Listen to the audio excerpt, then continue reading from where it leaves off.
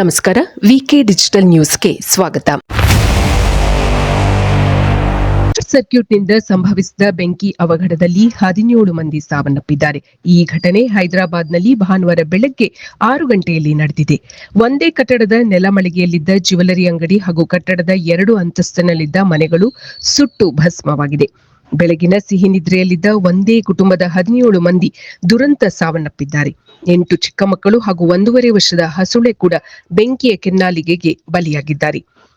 ಈ ಕಟ್ಟಡ ಹೈದರಾಬಾದ್ನ ಖ್ಯಾತ ಪ್ರವಾಸಿ ತಾಣವಾದ ಚಾರ್ ಮಿನಾರ್ಗೆ 200 ಮೀಟರ್ ದೂರದಲ್ಲಿದೆ.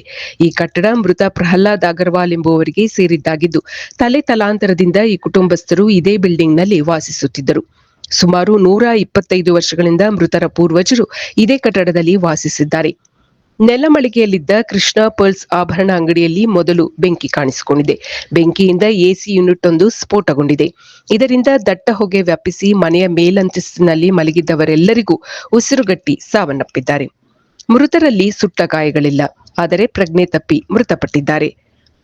ಇಡೀ ಕಟ್ಟಡ ಬೆಂಕಿಯಲ್ಲಿ ಉರಿಯುತ್ತಿದ್ದ ದೃಶ್ಯ ಹಾಗೂ ಕುಟುಂಬದವರ ಸಾವಿನ ದೃಶ್ಯ ಭಯಾನಕವಾಗಿತ್ತು ಎಂದು ಸ್ಥಳೀಯರು ತಿಳಿಸಿದ್ದಾರೆ. ಪ್ರಧಾನಿ ನರೇಂದ್ರ ಮೋದಿಯವರು ಘಟನೆಗೆ ಸಂತಾಪ ವ್ಯಕ್ತಪಡಿಸಿ ಮೃತರ ಕುಟುಂಬಕ್ಕೆ ಪರಿಹಾರ ಘೋಷಿಸಿದ್ದಾರೆ. ಭಾರತೀಯ ಸೇನೆಗೆ ಅಭಿನಂದನೆ ಸೂಚಿಸಲು ರಾಜ್ಯದ ಹಲವು ಕಡೆ ತಿರಂಗ ಯಾತ್ರೆ ನಡೆಯುತ್ತಿದೆ. ರಾಜ್ಯ ಬಿಜೆಪಿ ಈ ತಿರಂಗ ಯಾತ್ರೆಯನ್ನು ಆಯೋಜಿಸಿದೆ. ಈ ತಿರಂಗ ಯಾತ್ರೆಯಲ್ಲಿ ಮಾಜಿ ಯೋಧರು, ಮಹಿಳೆಯರು, ಬಿಜೆಪಿ ಕಾರ್ಯಕರ್ತರು, ಮುಖಂಡರು ಹಾಗೂ ಅಪಾರ ಸಂಖ್ಯೆಯಲ್ಲಿ ಜನರು ಉತ್ಸಾಹದಿಂದ ಭಾಗವಹಿಸುತ್ತಿದ್ದಾರೆ. ಬೆಂಗಳೂರಿನ ಮಲ್ಲೇಶ್ವರಂನಲ್ಲಿ ನಡೆದ ತಿರಂಗ ಯಾತ್ರೆಯಲ್ಲಿ ಅತಿ ಉದ್ದದ ಧ್ವಜ ಎಲ್ಲರ ಗಮನ ಸೆಳೆಯಿತು. ತಿರಂಗ ಯಾತ್ರೆಯ ಮೆರವಣಿಗೆಯಲ್ಲಿ ಈ ಧ್ವಜವನ್ನು ವೀಕ್ಷಿಸಿದ ಜನರು ಪುಳಕಿತಗೊಂಡರು.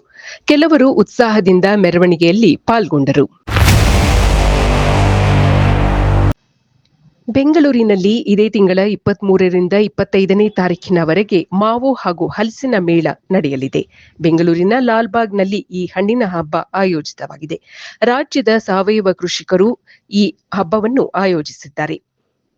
ಮೇಳದಲ್ಲಿ ಚಂದ್ರಹಲಸು, ರುದ್ರಾಕ್ಷಿ, ಕೆಂಪು ಮತ್ತು ಬಿಳಿಯ ಅಂಟಿಲ್ಲದ ಹಲಸಿನ ಹಣ್ಣುಗಳು ಮತ್ತು ರುಚಿಕರವಾದ ಮಾವಿನ ಹಣ್ಣುಗಳು ದೊರೆಯಲಿದೆ.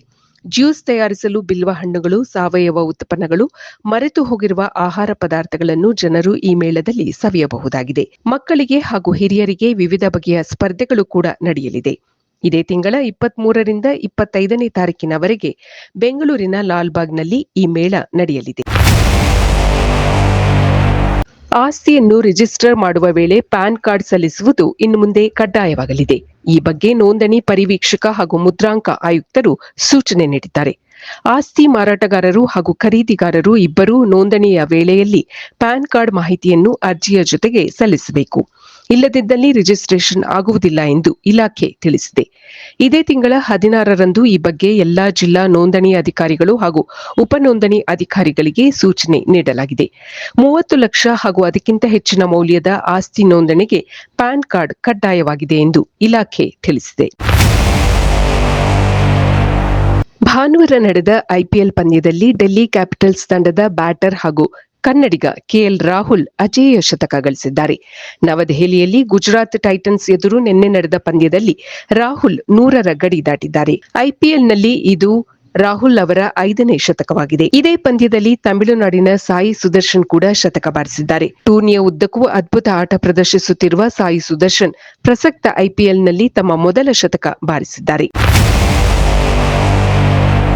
ದೇಶ ವಿದೇಶಗಳಿಗೆ ಹಾಗೂ ಪ್ರೇಕ್ಷಣೀಯ ಸ್ಥಳಗಳಿಗೆ ಅತ್ಯುತ್ತಮವಾದ ಟ್ರಾವೆಲ್ಸ್ ಅಂದರೆ ಅದು Vikram travels and resort India private limited. ಹೆಚ್ಚಿನ ಮಾಹಿತಿಗಾಗಿ ಸಂಪರ್ಕಿಸಿ 96